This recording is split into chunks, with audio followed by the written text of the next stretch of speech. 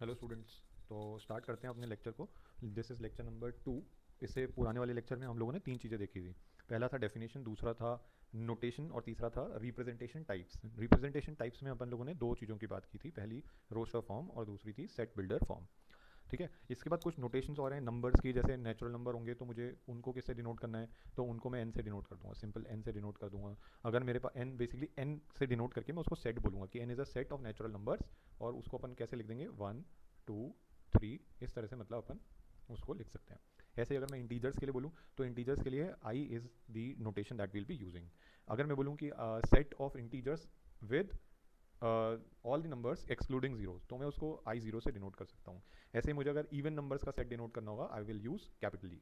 Odd numbers के लिए it is pretty intuitive, will be using O. Odd and then rational numbers के लिए will be using Q, and non zero rational numbers will be using Q zero. So like this will be using. अच्छा, एक और चीज़ देख लेते हैं कि अगर हाँ रियल नंबर होगा तो रियल नंबर के लिए again it is pretty intuitive, will be using R. Real numbers excluding zero will be using R zero. Complex numbers will be using C, and complex numbers excluding zero will be using C zero. तो ये basic information है that can be considered as a prerequisite for this lecture. पर आज ठीक है, मैं कोशिश करूंगा कि मैं हिंदी में मैक्सिमम बोलूँ।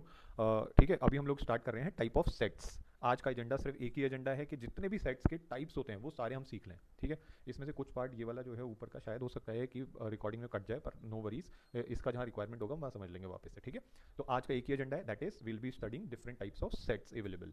तो क्योंकि इसमें नंबर ऑफ सेट्स जो हैं अलग अलग बुक्स में अलग अलग बताए हैं, पर हम लोग जो जितने भी टाइप के सेट्स होते हैं हम सारे देखेंगे, तो ये पॉसिबल नहीं है कि एक ही दिन में सारे हो पाए। तो हम लोग क्या करेंगे कि इसको दो पार्ट में वीडियो को डिवाइड कर लेंगे। तो एक तो कर लेंगे हम first part of video, that is जिसमें हम ट्राई करेंगे मैक्सिमम नंबर ऑफ सेट्स को इंक्लूड करने का, टाइप्स ऑफ सेट्स को इंक्लूड करने का, और जो बच जाएंगे उनको हम पार्ट 2 में कंप्लीट कर लेंगे। ठीक है, तो स्टार्ट करते हैं the very first one, which is your empty set. ठीक है, so pardon me for the writing. So first one is empty set. Empty set का नाम होता है, एक तो इसका एम्प्टी सेट ही बोलते हैं, इसको नल सेट भी बोलते हैं, एंड इसको वॉइड सेट भी बोलते हैं। ठीक है, so these are the different names that can be used for any null set, void set और जीरो सेट, जो भी होता है एम्प्टी सेट। ठीक है, तो इसको, इसके लिए जो नोटेशन यूज होती है वो हम फाइव यूज करते हैं इसको डिनोट करने के लिए, and it is denoted as a null set where you have a void in between the two curly braces. यहाँ पे एक वॉइड होता है, that is why it is also called as void set. और यहाँ पे कोई भी एलिमेंट नहीं है, इसलिए हम इसको बोलते हैं there is no element, that is why it is also called as null. It is empty, that is why it is also called as empty set. ठीक है, तो मैं यहाँ पे लिख देता हूँ कि set with zero or no elements is a null set, is a null set। ठीक है, तो इसका एग्जाम्पल देखना चाहते हैं तो एग्जाम्पल देखते हैं। चलो एक एग्जाम्पल देखते हैं। मैं कोशिश करता हूँ कि मैं सेट बिल्डर फॉर्म को ही यूज़ करूँ। तो अगर मैं इसको, चलो इसको भी लिखने से पहले, एक मिनट में पहले इसको डिलीट कर देता हूँ। ठीक है, हम लोग ट्राई करते हैं सबसे पहले इसको लैंग्वेज में लिखने का। ठीक है, तो मैं इसको ऐसे लिखता हूँ। ठीक है, तो आप लोग बताना क्या है ये। Set of all real numbers, all real numbers whose square is -1। तो अगर मैं बोलता हूँ set of all real numbers whose square is -1, तो क्या वो कोई सेट होगा, ऐसा कोई एलिमेंट होगा रियल जिसका स्क्वायर -1 हो? क्योंकि हम लोग तो इतना ही पढ़े ना आज तक कि कभी भी हम किसी नंबर का स्क्वायर करते हैं तो वो पॉजिटिव आता है, तो कोई भी ऐसा नंबर नहीं होगा। तो अगर कोई भी ऐसा नंबर नहीं होगा तो ये चीज़ सेटिस्फाई नहीं होगी। तो ये सेटिस्फाई नहीं होगी, इसका मतलब मेरा वो जो सेट है जिसके बारे में मैं यहाँ पे बात कर रहा हूँ कि set of all real numbers whose square is -1, basically there is no such set, there is no such set. But technically this is also not true.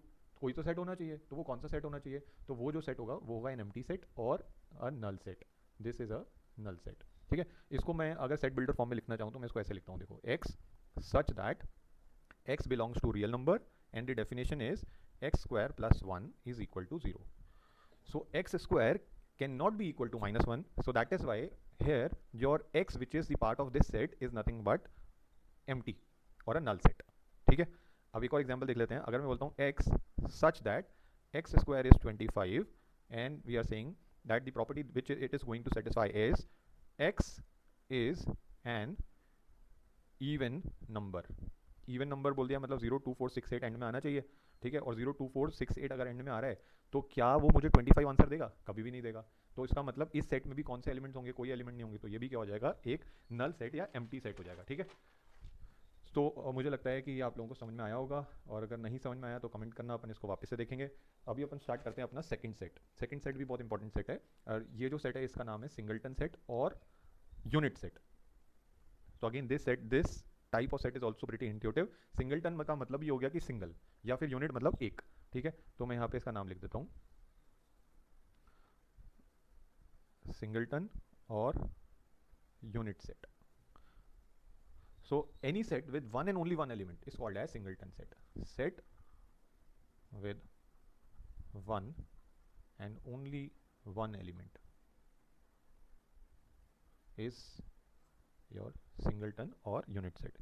इसका एग्जाम्पल देख लेते हैं. तो मतलब एक कोई ऐसा सेट जिसमें एक ही एलिमेंट है, तो वो जो सेट होगा उसको हम बोलेंगे यूनिट सेट या singleton set. X such that X minus 5 is equal to 6. तो एक्स इस सेट का पार्ट है जब वो इस प्रॉपर्टी को सेटिस्फाई करता है. तो जब वो इस प्रॉपर्टी को सेटिस्फाई करेगा तो ऐसा कौन सा सेट का वैल्यू होगा, तो x की ऐसी कौन सी वैल्यू होगी जिसमें से मैं 5 को अगर सब्ट्रैक्ट करता हूँ तो मुझे 6 मिल जाए. तो क्या मैं अगर यहाँ पे x को 11 रखूँ तो 11 माइनस 6, 11 माइनस 5 मुझे 6 मिलेगा? मिल जाएगा बिल्कुल, because I know that x minus 5 is equal to 6. So x is equal to 6 plus 5 is equal to 11. So that means the value of x is 11. तो एक ही ऐसी वैल्यू है. That is why this set which this defines is containing only one element, that is why it is called as singleton set और unit set, क्योंकि इसमें एक ही element available है. तो इसको हम बोलेंगे यूनिट सेट. तो हमारा ये वाला जो होगा सेट, इसको बोलते हैं हम यूनिट सेट. ठीक है, हम बहुत स्लो चल रहे हैं. स्लो इसलिए चल रहे हैं, हम डेलिबरेटली स्लो चल रहे हैं ताकि हर एक स्टूडेंट को बहुत अच्छे से समझ में आए. ठीक है, then third type of set is known as subset. अब देखो सबसेट भी बहुत इंट्यूटिव है. रीजन इज कि यहाँ पे हम बात कर रहे हैं कोई तो सेट है और उसका एक पार्ट है. तो अगर ऐसी कोई डेफिनेशन मुझे कहीं मिलती है तो हम बोलते हैं इट इज़ अ सबसेट. ठीक है, इसको अभी डिटेल में समझते हैं कि मैं जो बोलना चाह रहा हूँ इसका मतलब क्या है. पहले थोड़ी सी स्पेस बना लेते हैं अपन अपने लिए. ठीक है, थोड़ी सी स्पेस बना लेते हैं पहले. इसका मैं पीडीएफ बना के आप लोगों के साथ शेयर कर दूंगा ताकि ये नोट्स आपको बिल्कुल रेडी रेकनर की तरह मिल जाएं और इनसे आप डायरेक्टली पढ़ पाओ. ठीक है, मैं ट्राई करूँगा इसको डिस्क्रिप्शन में डालने का, तो डिस्क्रिप्शन से आप इसको डाउनलोड कर लेना. ठीक है, तो अपन स्टार्ट करते हैं. Subset, what is a subset? तो सबसेट क्या है? If all elements of set X is also element of set Y. ठीक है, तो कोई एक एक्स हमारा सेट है, इसके जितने भी एलिमेंट्स होंगे वो सारे के सारे एलिमेंट्स पार्ट हैं किसके? इस सेट के. So all elements of set X, all elements of set X is also an element of set Y. Then we say x is subset of, क्योंकि x के जितने एलिमेंट है वो y में प्रेजेंट है, सबसेट ऑफ y. तो x is सब set of y. ठीक है, तो इसको रिप्रेजेंट कैसे करेंगे? इसको रिप्रेजेंट करेंगे x is subset of y. देखो इसमें c और c के नीचे एक dash, this is an important representation. अगर इसमें हमने डैश को मिस कर दिया तो डेफिनेशन कुछ और हो जाएगी. ठीक है, तो हमको डैश को मिस नहीं करना. जो डैश है दैट इज वेरी इंपॉर्टेंट. ठीक है, अच्छा एक नोट है, इंपॉर्टेंट नोट है, वो यहाँ लिख देता हूँ मैं. Note, every set is subset of itself. Every set is subset of itself. Subset of, मतलब हर एक सेट अपना खुद का सबसेट होगा. ठीक है, तो अब अगर मैं ऐसा बोलता हूँ, if x is subset of y and y is subset of z, तो क्या होगा? इसका क्या मीनिंग है? अगर ये दोनों सिचुएशंस सेटिस्फाई हो रही हैं, दोनों कंडीशंस सेटिस्फाई हो रही हैं, तो मुझे जो रिजल्ट आना चाहिए वो क्या, इसका मीनिंग क्या आ रहा है? बेसिकली x जो है y के अंदर है और y जो है वो z के अंदर है. इसका मतलब we are indirectly saying that x is also subset of z. मतलब x जो है वो z के अंदर भी है, क्योंकि x जो है वो y के अंदर है. इसको ऐसे समझ लें, ये है मेरा z और z के अंदर क्या है? y. z के अंदर है y और y के अंदर क्या है? y के अंदर है x. तो क्या x जो है वो z के अंदर नहीं है? x जो है वो z के अंदर भी है. सो that means x is also a subset of z. ठीक है, तो अभी हमने 3 तरह के सेट पढ़ लिए हैं. अब अपन पढ़ने जा रहे हैं चौथे नंबर का set which is known as total number of sets. Total number of subsets.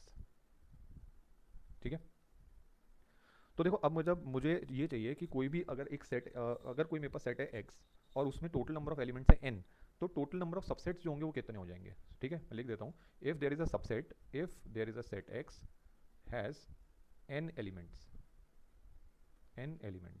Then total number of subsets, total number of subsets which are possible. ठीक है, subsets of x which are possible is 2 to the power n, where n is the total number of the elements present in the set x. इसको एक example के through करते हैं, पर हमको space चाहिए रहेगी. तो हम फिर से 1 सेकंड लगेगा हमको, थोड़ी सी स्पेस जनरेट कर लेते हैं हम, ठीक है। मुझे ये नहीं आइडिया इसमें कैसे करते हैं, थोड़ा सा हम ले लेते हैं स्पेस, ठीक है। तो हम कोई भी एक वर्ड लेते हैं और उस वर्ड में ट्राई करते हैं कि हम उसके कितने सबसेट्स क्रिएट कर सकते हैं, और जो हम बोल रहे हैं कि 2 टू द पावर n, क्या वो सही में 2 to the power n number of subsets जो हैं वो पॉसिबल भी है कि नहीं है, ठीक है। तो ये यहाँ पे आ जाते हैं अपन, एक एग्जांपल से इसको समझते हैं। इसका कलर चेंज कर लेते हैं, थोड़ा सा कलरफुल हो जाएंगे हमारे नोट्स, ठीक है। तो मैं एक वर्ड लिखता हूँ,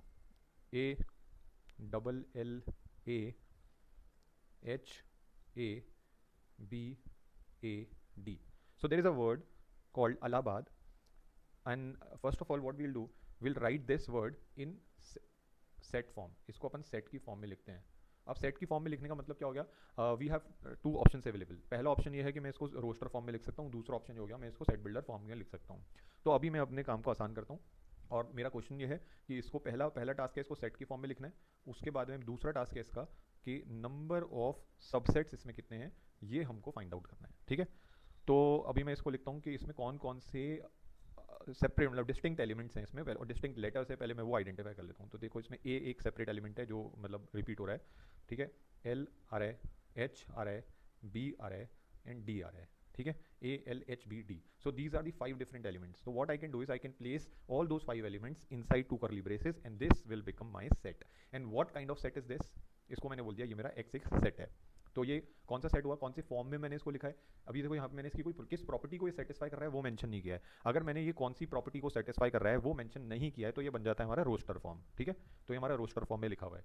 अब number of subsets which are possible is, हमको इसका एक रिलेशन पता है, 2 to the power n will give you the number of subsets. So what is the value of n here? 1 2 3 4 and 5. So number of subsets will become 2 to the power 5, which is 32 will be the total number of subsets of this x. तो x के हमारे total number of subsets हो गए 32। Null set जो है वो उसका एक सबसेट होता है। Null set is subset of every set. तो अपन इसके सारे सेट्स को लिखना, सबसेट्स को लिखना चालू करते हैं। तो पहला सबसेट क्या हो जाएगा 5, because null is subset of every set. Then दूसरा a, देन तीसरा b, then d. Now this is a homework that you have to write all the subsets 32. I'll start here and I'll write some of the subsets and then rest you have to write, ठीक है। h लिख दिया, तो देखो मैंने a b d h l ये सारे लिख दिए। अब मैं लिखने जा रहा हूँ, देखो a b फिर लिखूंगा a d, वो डिपेंड करता है मैंने उसको किस तरह से लिखा है। अगर मैं सेट को ऐसा लिख देता हूँ, अगर मैंने सेट को ऐसा लिख दिया देखो a b d h and l, तो क्या ये गलत होगा? तो मैं ये लिखूं चाहे मैं ये लिखूं, बोथ आर सेम, क्योंकि ऑर्डर इज इमटेरियल, ठीक है। ऑर्डर तो इमटेरियल है। तो हम ये देख रहे हैं 5 a b, अभी ऑर्डर में आ गया देखो 5 a b d h l, तो ये मेरे लिए ईजी है, मैं अभी 32 आराम से लिख पाऊंगा। कैसे? अब मैं 2 2 के सेट्स बना देता हूँ। अब मैं लिखता हूँ यहाँ पे a के साथ में b, 2 एलिमेंट का एक सेट हो गया। फिर मैं बोलूँगा a के साथ में d, a के साथ में d आ जाएगा। देन आई राइट a के साथ में h, a के साथ में h भी लिख दिया जी। फिर उसके बाद में a के साथ में l आ जाएगा, तो a के साथ में l भी आ गया जी। अब a वाले हमारे कंप्लीट हो गए है ना। तो अब हम क्या करेंगे, b के साथ स्टार्ट कर देंगे। तो a वाला कंप्लीट हो चुका है, a b तो आ ही चुका है, तो b a लिखने की कोई जरूरत नहीं है। तो हम b d लिखेंगे यहाँ पे। तो यहाँ पे लिखेंगे b d, फिर लिखेंगे b h, फिर यहाँ लिख देंगे b l। तो देखो b वाले भी कंप्लीट हो गए।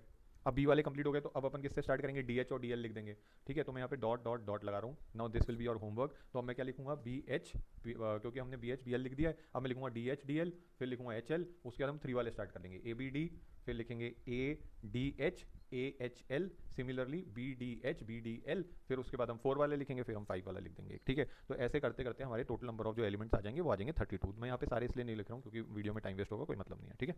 और अगर इन केस आपसे नहीं हो पाता है तो मुझे कमेंट्स में लिख देना, मैं इसको फिर नेक्स्ट वीडियो में लिख के बताऊंगा सारे, ठीक है। तो अभी अपन चलते हैं हमारा जो नेक्स्ट टाइप ऑफ सेट है, which is equal set. Equal set, अब देखो ये नाम से पता लग रहा है कि अगर मैं कोई ऐसे सेट की बात करने जा रहा हूँ जिसका नाम ही इक्वल है, इसका मतलब वहां पे एलिमेंट्स जो होंगे वो इक्वल होने वाले हैं। So when every element of x, element of x is an element of, is an element of set y, मतलब हर एक एलिमेंट जो है x का वो y का भी एलिमेंट है और y में कोई और एलिमेंट नहीं है, तभी वो इक्वल होगा।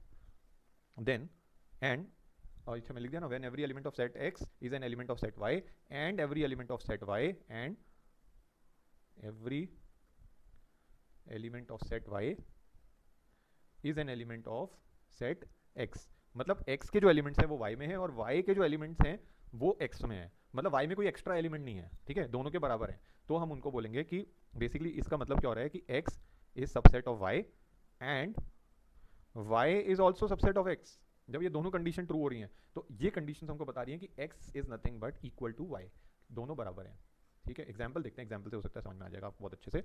मैं बोलता हूँ x एक हमारा सेट है 2 5 3 नंबर है इसमें, ठीक है, एंड y हमारा दूसरा सेट है जिसमें हमारे पास में नंबर है 3 2 एंड 5, ठीक है। तो अभी अपन ध्यान से देखते हैं, तो देखो इसमें 2 है, इसमें भी 2 है, इसमें 5 है, इसमें भी 5 है, इसमें 3 है, इसमें भी 3 है, पर दोनों के ऑर्डर्स अलग अलग हैं। तो ये हमारा x था और ये हमारा y था, ऑर्डर इज इमटेरियल, तो दोनों सेट एक दूसरे के सबसेट है, that is why all these sets are also called as equal sets, ठीक है। तो आज हमने 5 टाइप के सेट्स को पढ़ लिया है। अभी हमारे पास में टोटल आई थिंक अराउंड 18 या ऐसे ही कुछ है, 17-18 नंबर ऑफ टाइप्स हैं सेट्स के। तो 5 हमने आज पढ़े हैं, कल की जो इसके बाद पार्ट 2 या पार्ट 3 तक हम इसको ले जाएंगे, तो टोटल हमारे टाइप्स हम सारे पढ़ लेंगे। इसके बाद हम थोड़ी सी प्रॉब्लम करना ट्राई करेंगे, ठीक है, और प्रॉब्लम का लेवल अपन लेके चलेंगे, जो इसका लेवल रखेंगे वो अपन जेई लेवल तक का रखेंगे, ठीक है। तो आज के लेक्चर को यहीं पर रोक देते हैं ताकि वीडियो बहुत लंबी ना हो जाए, और मिलते हैं पार्ट 2 में। Okay, all the best.